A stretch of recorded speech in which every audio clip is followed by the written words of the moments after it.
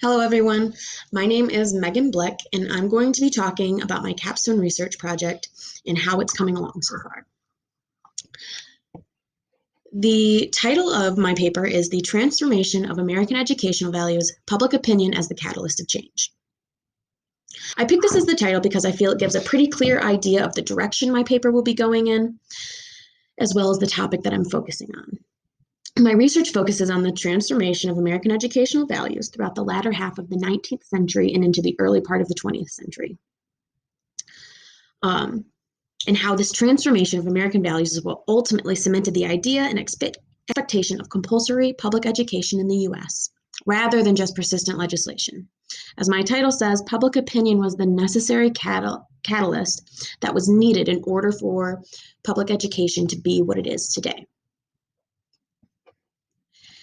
My working thesis and argument states, and I say working thesis because I know that this is subject to change at any point when I come across new or interesting information that may or may not contradict what I have already argued in my paper. And so what my thesis and argument says right now is that early compulsory education laws in the United States were considered unsuccessful at their inception because societal forces such as industrialization, immigration, and religion placed strain on families and communities that were beyond their control, and that kept lower and working class parents from accepting the idea of and in turn sending their children to school. At the same time, the funds and support needed for schools from the government to enforce the law and collect the information mandated were almost non-existent because politicians were lacking support from citizens, because mass compulsory education for all children was a new concept for Americans. It was not until the American population began to widely accept the idea of and then expect a free state-mandated education system that we see an expansion of educational governmental agencies and an increase in overall school attendance. The flow of my paper from here leads into a short historiography of how other historians have approached the topic of education during this time period, including a comparison of analytical themes and or analytical lenses and themes that have been common, and how my position, while however similar, offers a supplemental and novel perspective to these. And so, as I mentioned in my thesis, I will be talking about industrialization, immigration, and religion specifically throughout my paper, and how these themes interconnected and created the problems that we see throughout this time period, and ultimately leads to the need for the public opinion to change and sway in the direction of supporting public education, because without this, we wouldn't have seen the acceptance, the attendance, and the fact that governmental agencies begin to increase after acceptance of these new norms by the actual citizens of America, influence how the government is able to enact policies. Moving into the key sources that I've used through my paper, I have some primary and some secondary. In regards to my primary sources, I've read through many, as I'm sure we all have at this point. But unfortunately for me, that is a very time-consuming thing to do, as I am analyzing the philosophical viewpoints of educational philosophers, and analyzing philosophers in general is a very time-consuming thing because they can go on for pages about one tiny detail. So overall, that has been very time consuming, and I had to figure out a different way to process that. But so I don't really actually have any of the journals or anything listed here that I've looked through, because I ended up pulling most of the direct quotes that I used from the people that I mentioned in my paper, like Thomas Jefferson and Horace Mann. I found those in my secondary sources, but I'll get into that in a second. So starting with my primary sources, the two key ones that I've used, starting with the first one was an excerpt from the Reconstruction Act of 1867. There is a small section that I've listed here. It is, technically chapter 158, or section 158 on page 434 of this entire piece of legislation from 1867. Where they spend 2 paragraphs, I believe, enacting the Federal Bureau of Education, which then in, I think, 1979 becomes the the Federal Department of Education. But I think it's interesting to look at this document or this single piece of paper that, is actually a document that is hundreds of pages long, but this one little section, because this section is what sets up our federal involvement in education. Before this, it had been left up to the states completely and entirely to figure out what they were going to do in regards to education. The Reconstruction Act actually calls for any new state being readmitted, so all of the Reconstruction states, to have some kind of law or statute in their constitution that provided a public education system for their citizens. How they chose to go about that, the kind of policies and guidelines and the age groups and children that were mandated, or not even mandated, because at that point they weren't mandated, but that they would send, was a whole mixed bag, varied state by state, and still after this enactment varied state by state, and today still varies state by state.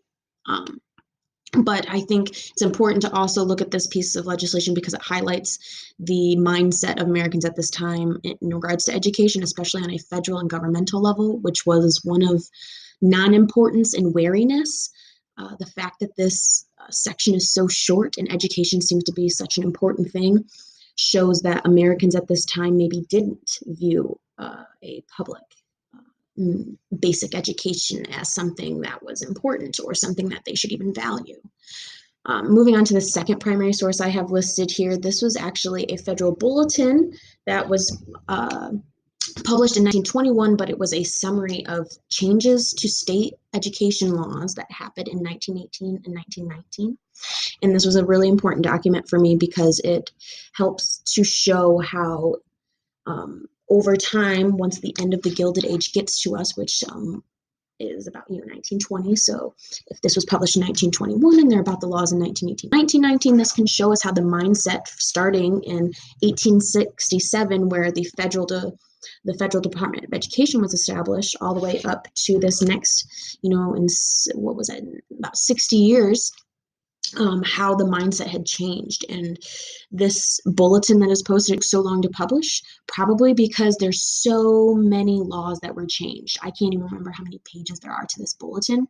And each section, if something hadn't been changed in a state, they just left it blank.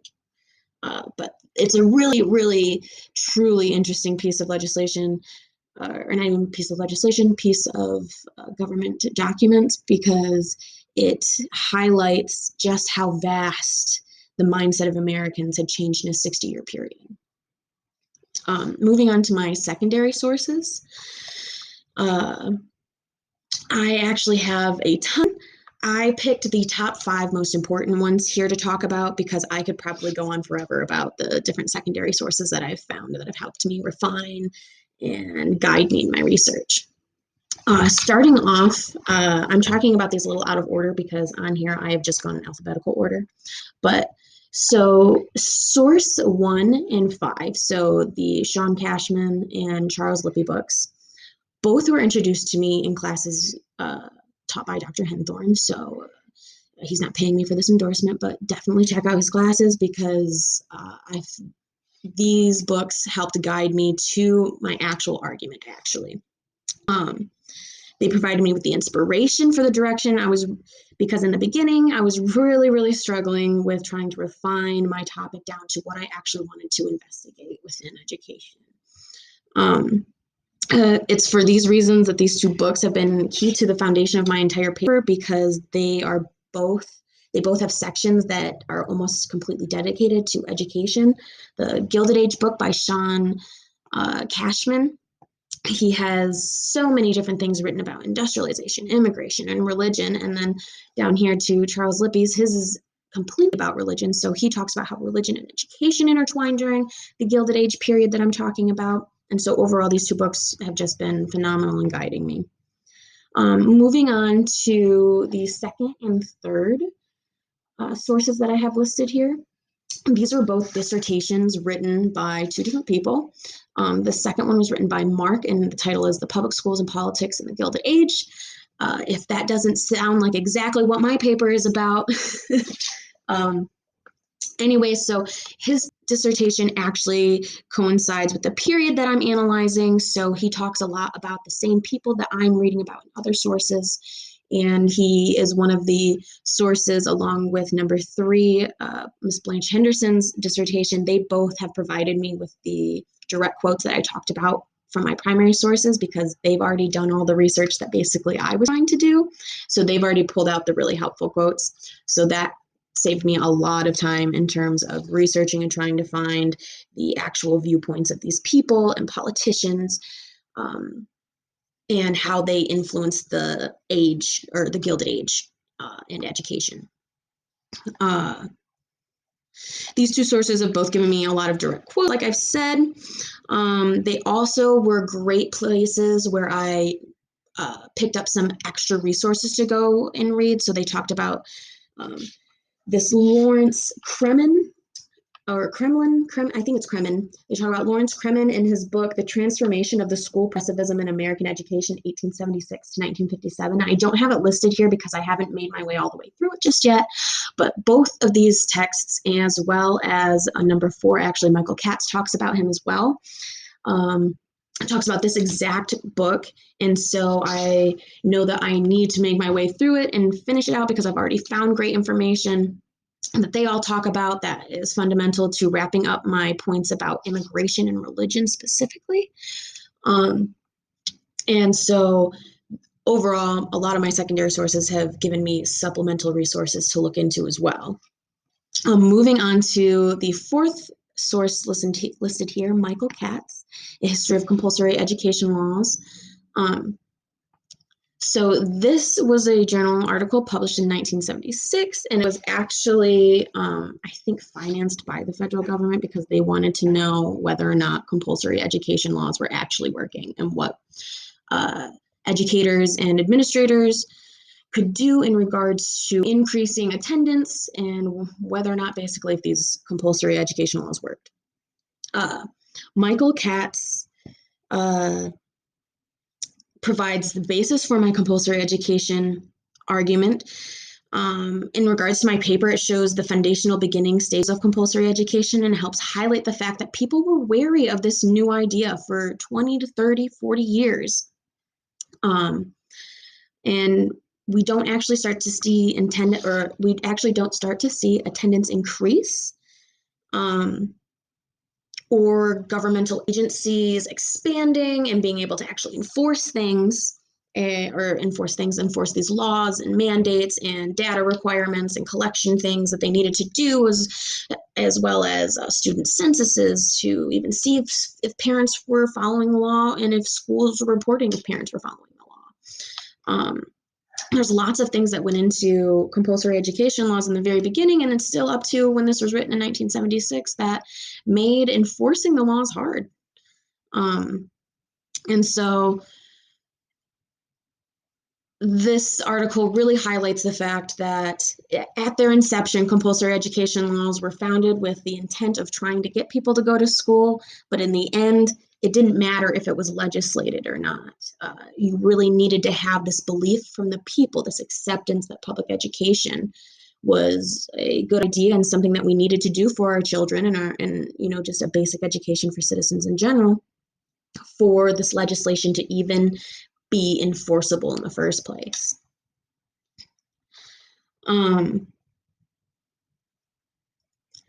And so moving on, going forward with my paper, I'm pretty optimistic. I don't think I'm going to have to make any big changes anymore.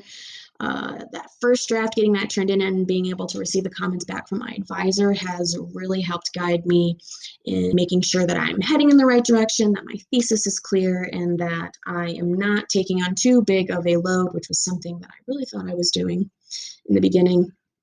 And making sure that I'm continuing to refine and make sure that everything that I'm talking about is actually important to my argument.